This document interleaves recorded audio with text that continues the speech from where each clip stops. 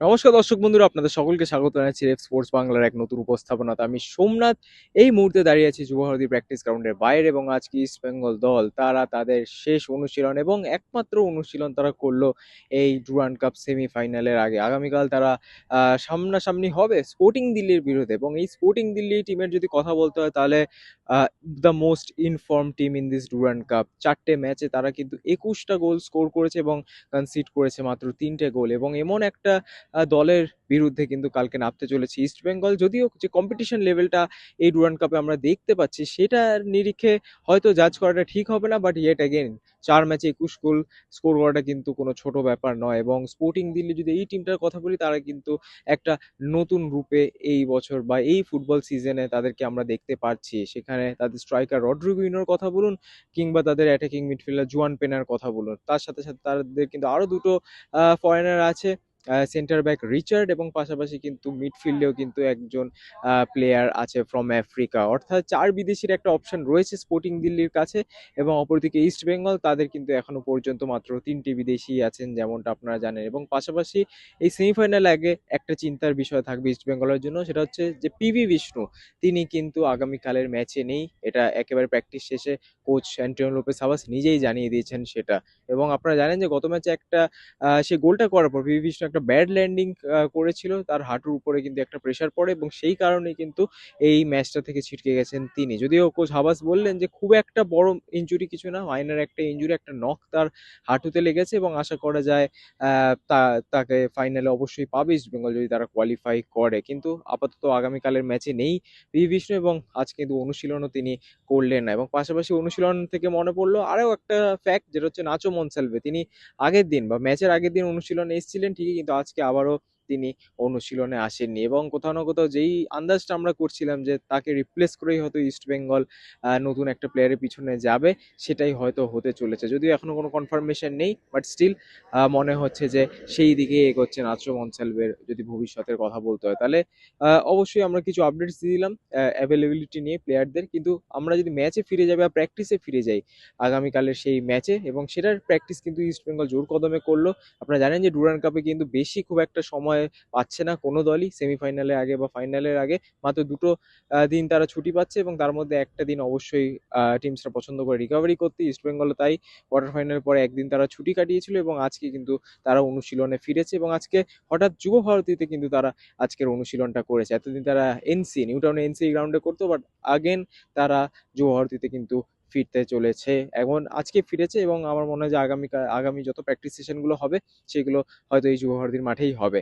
But coming back to the practice, আমার মনে হয় যে ইস্ট বেঙ্গল কালকে একটা আনচেঞ্জ ইলেভেনই কোথাও না কোথাও নামাতে পারে, যেটা আমরা লাস্ট ম্যাচে দেখেছিলাম। 3 বিদেশির যে একটা লাইন আপ, সেটাই হয়তো কোথাও না কোথাও আমরা দেখতে চলেছি আগামীকাল। এবং যেমনটা বললাম পিভি বিষ্ণু নেই, এবং রাইট উইংয়ে হয়তো দায়িত্ব পড়তে পারে বিপিন সিং এর উপরে। এডমন্ড লালরেন্ডিকা অপশনে রয়েছেন, রোহিত দানু অপশনে রয়েছেন ঠিকই, বাট হয়তো স্টার্ট করতে পারে বিপিন সিং। যদি আপনাদের একটু প্রবাবল ইলেভেনটা বলি, তাহলে অবশ্যই গোলে দেখুন কেউই কিছু বলতে পারে না যে কে স্টার্ট করবে। লাচেন বাও হতে পারে, প্রফসুকান গিলও হতে পারে, সবাই অনুশীলন করছে।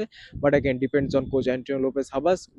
গোলের গোলকিপারের যে অপশনটা সেটা আপনাদের উপরেই ছেড়ে দিলাম। বা ডিফেন্সের যদি কথা বলি, সেখানে অবশ্যই আনোয়ার আলীর সঙ্গে স্টার্ট করবেন সন্দীপ মান্ডি। তিনি ফিরতে চলেছেন, আনোয়ার আলী সন্দীপ মান্ডি দুজনই স্টার্টিং ইলেভেনে।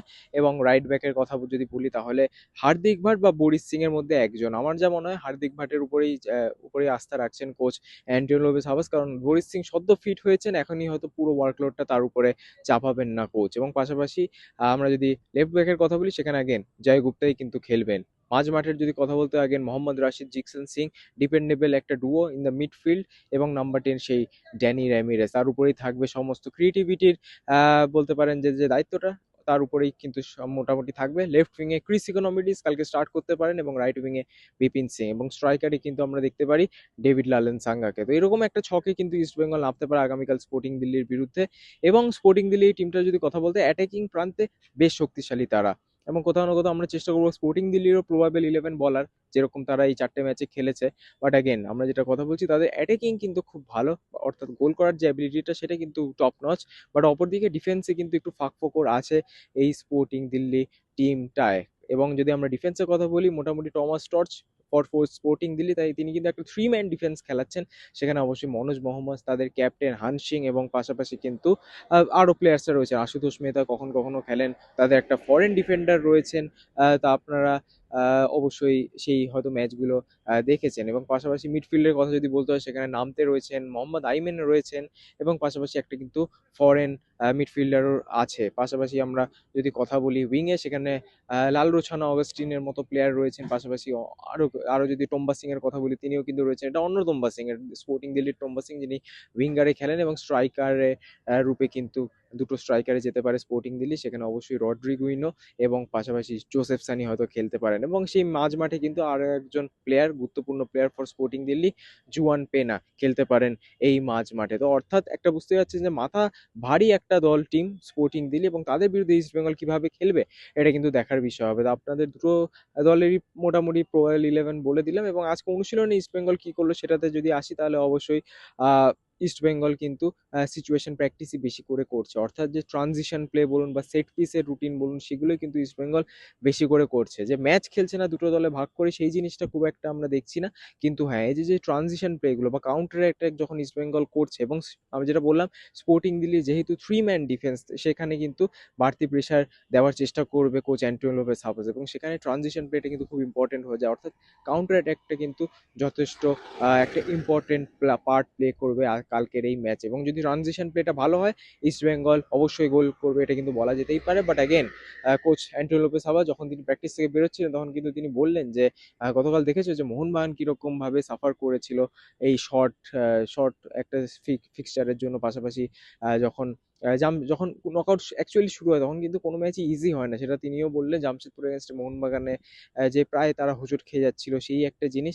এবং তাদেরকেও কিন্তু সতর্ক থাকতে হবে এগেনস্ট স্পোর্টিং দিল্লি। বাট দেখে যা মনে হচ্ছে, ইস্টবেঙ্গল কিন্তু সতর্ক এই দলটাকে নিয়ে, এবং তাদের প্রিপারেশনটাও কিন্তু আপ টু দ্য মার্ক রয়েছে। মাত্র একটা প্র্যাকটিস সেশন ইস্টবেঙ্গল করেছে ঠিকই, বাট সেটা আর্মি রেডের এগেনস্টে খেলার আগেও ইস্টবেঙ্গল ঠিক সেম জিনিসটা করেছিল। দেখা যাক আগামীকাল কি হয়। বাট হ্যাঁ, মোটামুটি আপনাদের সমস্ত আপডেট দিয়ে দিলাম যুবভারতী থেকে। আশা করছি আপনাদের ভিডিওটা ভালো লেগেছে। কেমন লাগলো অবশ্যই কমেন্টসে জানাতে ভুলবেন না, এবং আবার আপনাদের সাথে দেখা হবে পরবর্তী ভিডিওতে। ততদিনে ভালো থাকবেন, সুস্থ থাকবেন, এবং নমস্কার।